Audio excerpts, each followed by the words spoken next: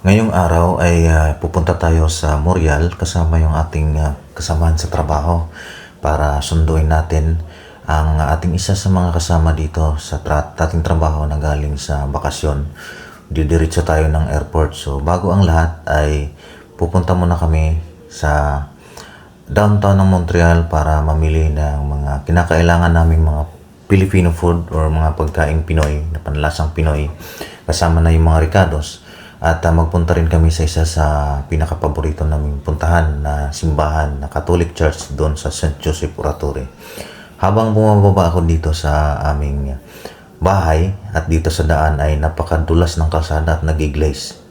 Naghanap ako ng daan, so ito ang sumunod na nangyari.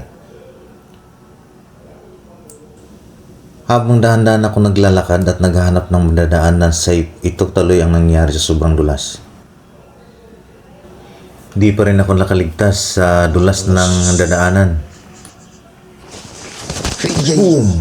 Pumagsak ako dyan sa daan at napakasakit ng aking puwitan. Nadulas ako hanggat sa nakapunta ako dito sa bahay ng aking kasama para sunduin siya. Para magbiyahe na kami papuntang Montreal. Liis, no? Nadulas tayo. Sakit. Oh, nadulas.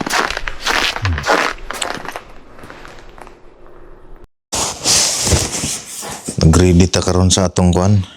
Gamiton nato nga kwan, battery para sa sasakyan.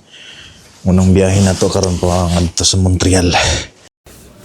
At ito na nga, nakapagtapos ng maghanda at paumpisa na kaming mag-travel ngayon. Paalis na kami ng bahay at makikita nyo naman dito sa labas ay talagang punong-puno ng snow. At ito yung isa sa mga struggle namin dito habang kami ay patuloy na naninirahan dito, ay patuloy rin kaming nakikibaka sa sobrang lamig tuwing winter dito sa aming kinaroroonan ngayong lugar sa Quebec, Canada.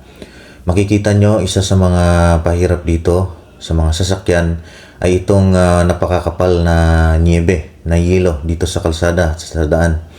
Dito ay isa sa essentials ay ang sasakyan para makapunta ka sa from point A to point B na hindi ka nahihirapan. Depende na lang yan sa lifestyle mo kung anong klaseng sasakyan yung kukunin mo. So ngayon, after 1.5 hours naming paglalakbay ay narating na namin dito yung St. Joseph Oratory, isa sa malaking simbahan dito sa Morial. Isa pa sa mga struggle namin ay ang pagpunta dito sa Morial galing doon sa Trois-Rivières kasi medyo may kalayuan. Kaya kailangan mo talagang may sasakyan. Sa aking part naman ay hindi pa natin ma-afford. So ito, nakikisabay lang muna tayo sa ating kasama para makapunta dito sa simbahan at makapagsimba man lang kahit paminsan-minsan lang. So ito yung simbahan ngayon dito na isa sa mga pinupuntahan ng kababayan natin na gustong mamasyal at magsimba dito. Hindi naging madali para sa amin ang paninirahan namin dito sa banyagang lugar dito sa Quebec, Canada, lalong-lalo na yung communication barrier na mayroon dito. Akala ng karamihan ay madali ang naging buhay namin dito, pero sa aming experience, hindi nagiging madali dahil napakaraming pwedeng pakisamahan mo yung lahat ng kanilang mga ugali, mga kultura at lalong-lalo na sa kanilang salita. Kasi hindi English kundi French ang kanilang salita rito. By the way, nakailang beses na akong papunta-punta dito sa St. Joseph Oratory para magsimba. At ngayon ko lang naisipan talagang kumuha ng souvenir kahit man lang gold coin galing dito para kung sakali man na darating yung panahon ay mapapauwi na tayo at matapos na yung ating kontrata. Hindi natin alam kung anong mangyari sa ating employment dito. At least man lang mayroon tayong remembrance na nandito tayo. Kaya napag-desisyon na kumuha ng souvenir Ayun. dito. At dito ako nung nakakuha na tayo. Ano na? 2, 4, 5. Nya. Ay, hug. 4 mo na dyan. 4. Ito ano yun, di ba? Ayun. Yan ay. Gold coin. Gold coin sa St. Joseph Oratory. Yan, parehas nagkulay dito. Parehas nagkulay. At pagkatapos ng ating transaksyon, doon sa pagkuha natin ng souvenir, dumiretso tayo dito sa loob. At makikita ninyo yung paligid dito na talagang ma-feel mo yung presence ng Holy Spirit talaga na nandito sa simbahan ngayon. At tamang-tama ay pagdating natin mayroong ongoing na misa. Yun nga lang ay nasa French language sila. Kahit hindi natin naintindihan masyado ay hindi naman yun ang mahalaga kundi ang presence talaga ni Lord na nandito ngayon sa simbahan.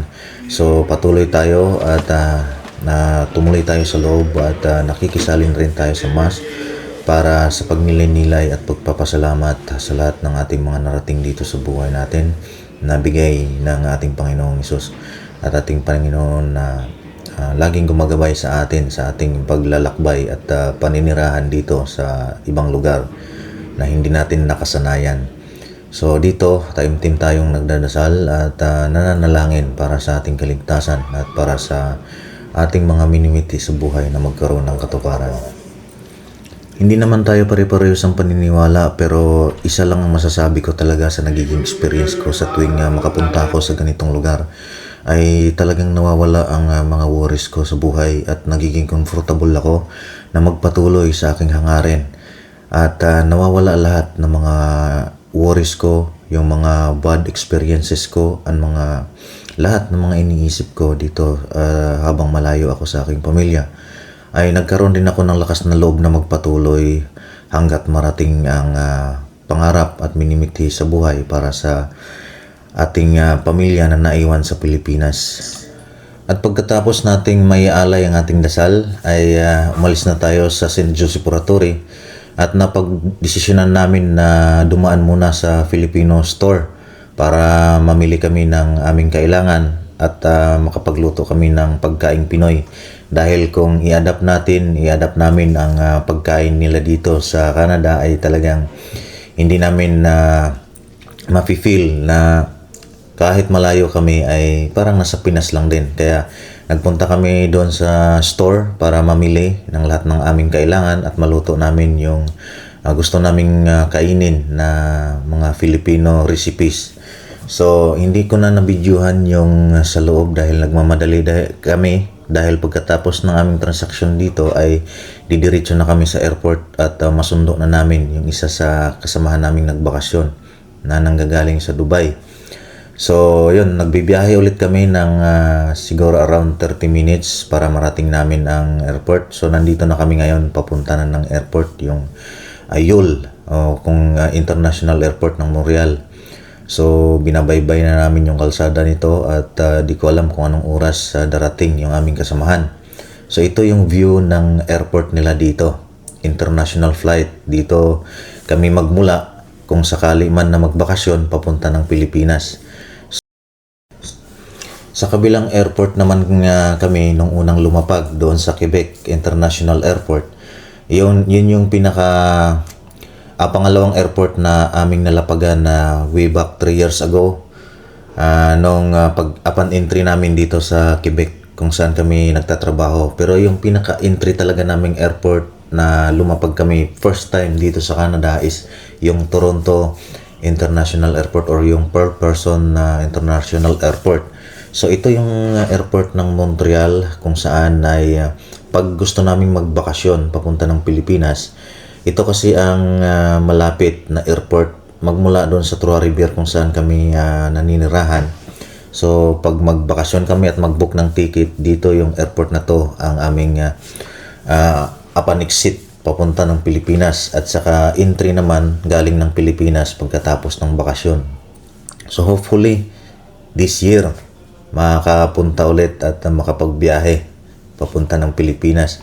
Yun lang naman ang isa sa pinakamagandang part ng isang OFW, yung makauwi ng Pilipinas after how many years na pagtatrabaho dito sa ibang bansa. At yun ay madalas or madalang depende sa sitwasyon mo ng financial status mo dito sa lugar kung saan ka naroroon. kung gusto mong yearly, pwede yearly umuwi.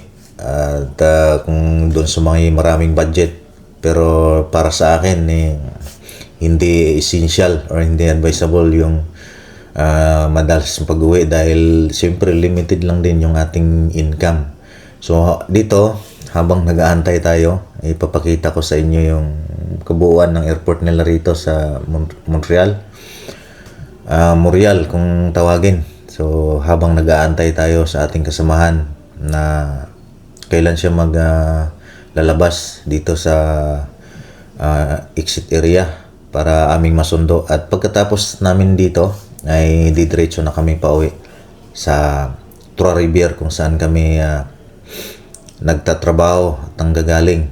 So dito ay limited lang yung waiting area nila dito. Hindi bawal dito yung pag-parking ng matagal. So ang ginawa namin, every time na sinisita kami ng security dito ay umaalis kami, umiikot lang.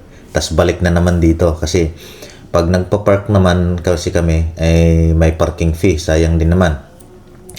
Hanggat saan tayo makakatipid ay doon tayo. Alam naman tayong mga Pinoy ay mapaparaan. So sa tinagal-tagal naming pag-aantay, sa wakas ay dumating na rin yung ating sinusundo. At nandito na siya. Dala-dala na yung kanyang trolley. So buti pa siya meet up together na sa kanyang pamilya na nandun sa Dubai. So tayo naman ang susunod kung papalarin. So hanggang dito na lang muna, at maraming salamat sa inyong panonood, at see you on my next video. At kung nagustuhan mo yung video to, please like and share. Salamat. Peace.